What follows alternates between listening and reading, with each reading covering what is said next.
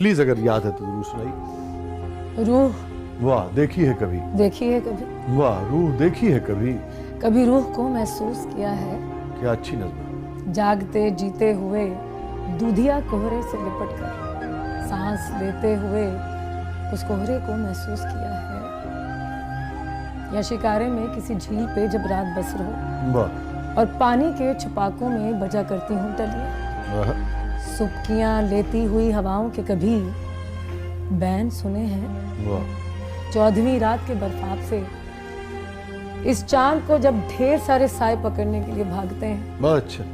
तुमने साहिल पे खड़े होकर कभी माँ की गहनाती हुई कोख को महसूस किया है। वाह क्या बात। वाह, जिस्म 100 बार जले तब भी वही मरती है, रूह एक बार जलेगी तो वो कुंदन होगी, वाह वाह, एक बार जलेगी तो वो कुंदन तो वो होगी। कुंदन होगी। रूह देखी है कभी, कभी रूह को महसूस किया है।